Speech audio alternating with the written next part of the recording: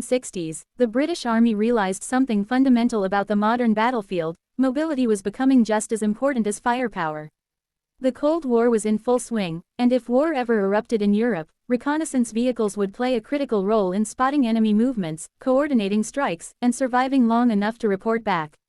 The British answer to this challenge was the CVR-T family, Combat Vehicle Reconnaissance Tracked.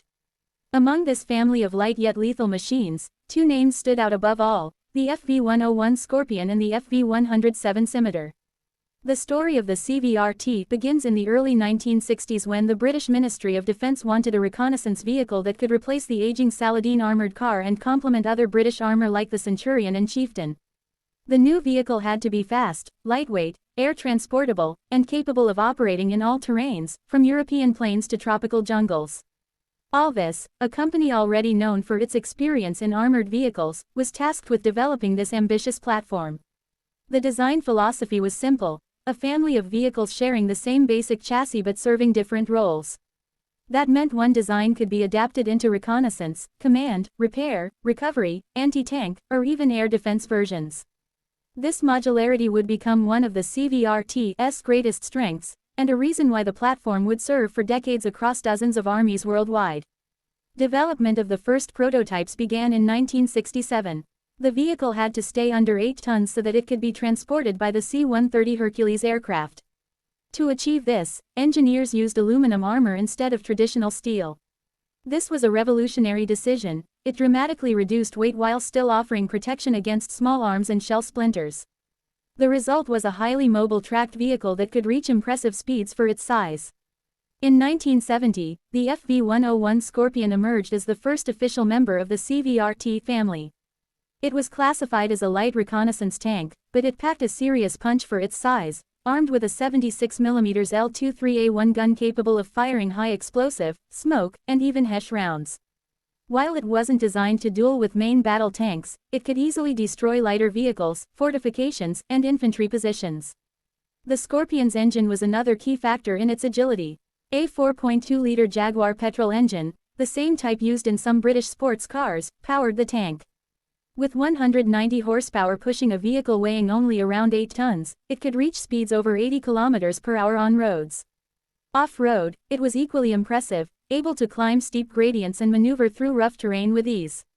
The Scorpion entered British service in 1972, and soon after, it was exported worldwide. From Belgium to New Zealand, and from Oman to Indonesia, nations quickly recognized the value of a small, fast, and easily maintained armored vehicle.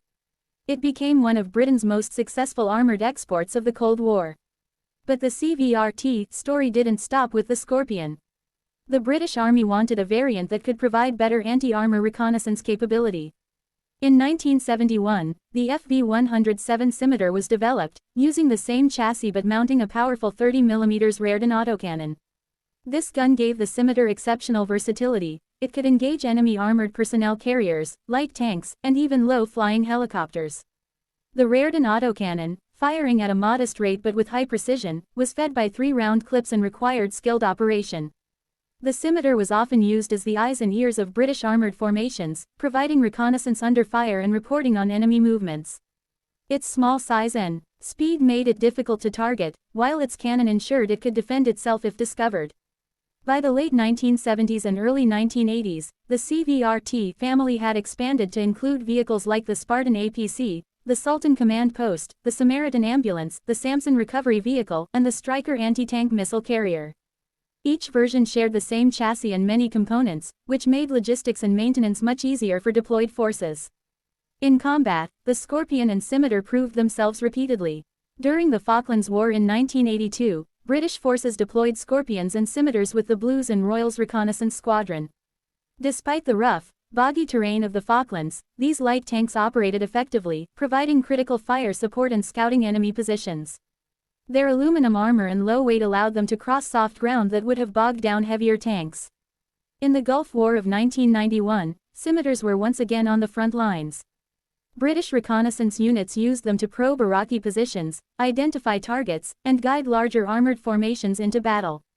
Their mobility and low profile made them invaluable in the vast desert landscapes, where speed and stealth meant survival. Over time, however, the limitations of the aluminum armor and the old Jaguar petrol engines became apparent. By the 1990s, modernization was needed. Some Scorpions were re-engined with diesel powerplants for better reliability and fuel economy, leading to the creation of upgraded variants like the Scorpion 90 and later Scimitar Mk2. The CVR-T's design also found favor beyond Britain. More than 20 countries operated one or more variants, and many adapted the platform to their own needs. Malaysia used Scorpions in jungle terrain, Oman deployed them in desert patrols, and Ireland used them for peacekeeping operations. One of the defining features of the CVR-T series was its versatility. Its small size meant it could fit in tight spaces, be transported by aircraft, and even be airdropped if necessary. Yet despite its light armor, it carried a serious psychological impact. Few things unnerved enemy forces like the sight of a fast-moving Scorpion or Scimitar appearing unexpectedly on the battlefield. As technology advanced into the 21st century, the CVR-T series began to show its age. The British Army introduced the Scimitar Mk2 in the 2010s, a heavily upgraded version with improved protection, modern optics, and a new engine. This version retained the iconic look and spirit of the original but was built for modern warfare, including counter-insurgency operations and reconnaissance in complex environments. The Scimitar Mk2 saw service in Afghanistan, where its speed and low weight proved useful in navigating the rugged terrain. It was often used to patrol dangerous routes, provide overwatch for infantry, and scout ahead of larger convoys.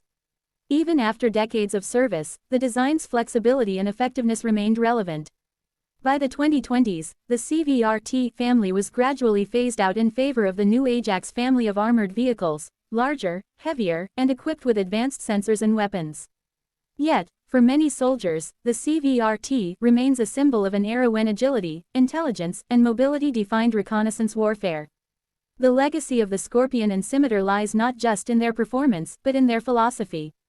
They proved that light armor didn't have to mean weakness, that with speed, a powerful gun, and clever tactics, small vehicles could play a decisive role on the battlefield.